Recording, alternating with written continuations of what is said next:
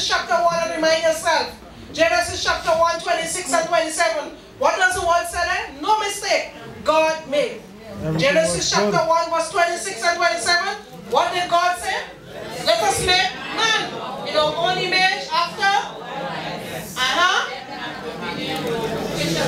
And over the fowls of the air, and over the cattle, and over all the earth, and over every creeping thing that creepeth upon the earth. Verse 27. God created man in his own image. In the image of God created him. That's right. In the image of God created him. Male and female created he them. Where is the mistake? Where is the mistake? No mistake. God cannot make a mistake. Brethren and friends, God took time off to make man. And it hurt God when he look around and see man saying that I should have been, and I should have been. You know? Cry aloud this morning and spare not. Let the people know their transgression. Cry aloud. This is a no nonsense here. If you don't decide to speak up for God, you're going to lose it. You're going to lose it. You have to speak up this morning. Speak in your classroom. Speak in your workplace. Speak on the telephone. Speak. We speak all about. And we text. Send the right text. Send the text to them this morning. Genesis 1, 26 and 27. You know, nowadays the saying is getting very difficult. Thank God for where we live. You know, you cannot say anything about these people and them certain parts in the United States, you know. That's why we can't live there. You know, I can't make it there. Because when you see them, there's something in me that turns up, you know? And you have to say something. We cannot live there. And Sister Hata will make it long too. She cannot live in the United States. Now these people, they say, no, you can't offend nobody and kind of thing like that and so, you know? But the word of God is saying this morning that we must let them know of their wrongdoing. Let them know it is a sin. Now when a nation disrespects God, his wrath follows. When a nation disrespects God, his wrath follows. How do I know? Genesis again. Genesis chapter 11 verses 4 to 8. Just read that quickly as to what happened with the Tower of Babel. Genesis chapter 4. And I'm saying that when sin repeats itself, what happens? Genesis 11, 4 to 8. And they said, go to, let us build us a city and a tower, whose top may reach unto heaven, and let us make us a name, lest we scatter about upon the face of the whole earth. And the Lord came down to see the city and the tower which the children of men built. And the Lord said, behold, the people is one, and they are all one. And this they begin to do. And now nothing will be restrained from them, which they have imagined to do. Go to, let us go down and confound their language, that they may not understand one another's speech. Was it? And they left off to build the city. That's right. If God didn't intervene, what do you think would happen there? You see, God gave man knowledge, you know, and we are limited in our knowledge, you know, but can you imagine? See the things that man is doing now. Can you just imagine man that just came from the flood? Just think about it. You know, we say how ungrateful we are. I heard Brother Morris saying that he didn't thank God enough for, you know, he was ungrateful to God last year, and Sister Nudge. But look at us on a whole as human beings, how ungrateful we are. Imagine your parents, not so far down here, was saved from a flood. But they look back and say, let's look for something for ourselves. You know, we like to do that? Man like to look for their own security. Man love to do that. We love to say, let's insure our house here. And you know, the last time we didn't insure the things inside. So we want to insure all the content now of the home. We're not trusting in God. So for themselves, they decided to build a tower. When the Lord looked down and see what was happening, you know, you think God could have talked to those people after that if they reach up in the tower? Up in the clouds already. God said, no, I'm going to scatter them. I'm going to confound their language. Okay, read the rest of the story. Where God intervened and he confounded their language there. Just imagine what would have happened if God didn't intervene in the building there of the tower. This morning I'm saying to us, let's check ourselves. Let's check ourselves. Let's look back and see how many times that we have insulted God. Look back at yourself, and I look back at myself. and see how many times that I have insulted God. You know, like a toddler, we want to say I could do it by myself. Leave me alone, I could manage. I want to do it. You ever see them going around doing that? I could do it myself. So then we behave in that way.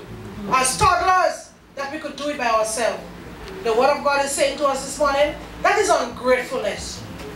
And you know what the Lord describes ungratefulness? It is as a sin of witchcraft. Ungratefulness is as a sin of witchcraft. If I should ask who wake you up this morning, did you set your watch and your clock, your phone alarm? You think that is what caused you to get up this morning? It is the mercies of God. Amen. God woke you up this morning because He wants you to be here and to glorify Him. That's the reason why you are here this morning. Nothing that you could do on your own. Nothing.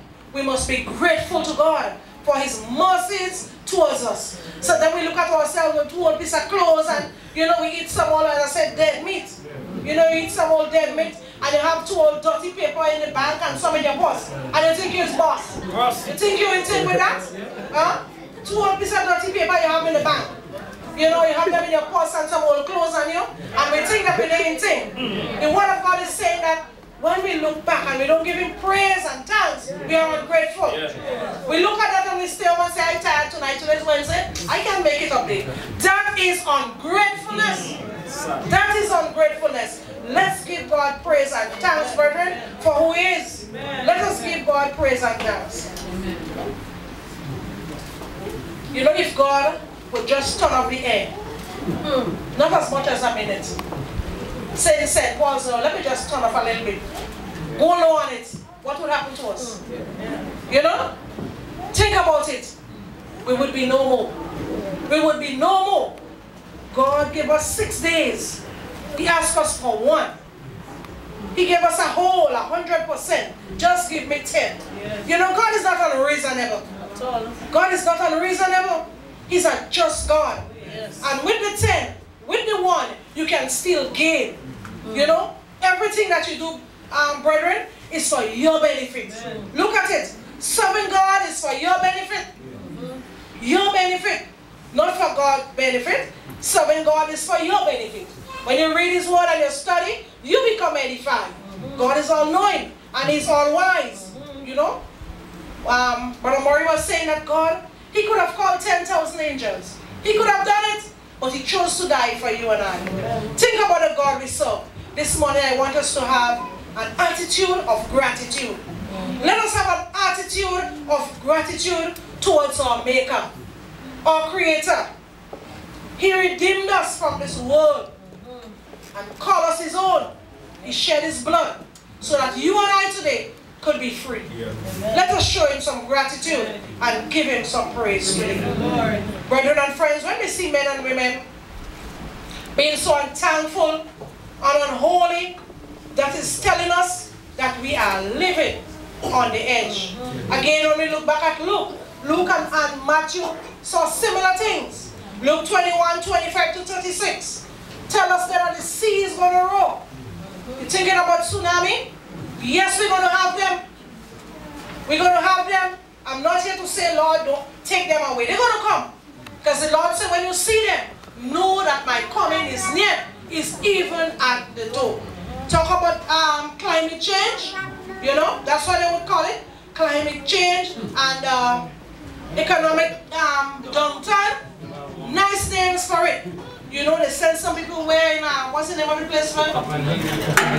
Copenhagen. A set of money spent to go there.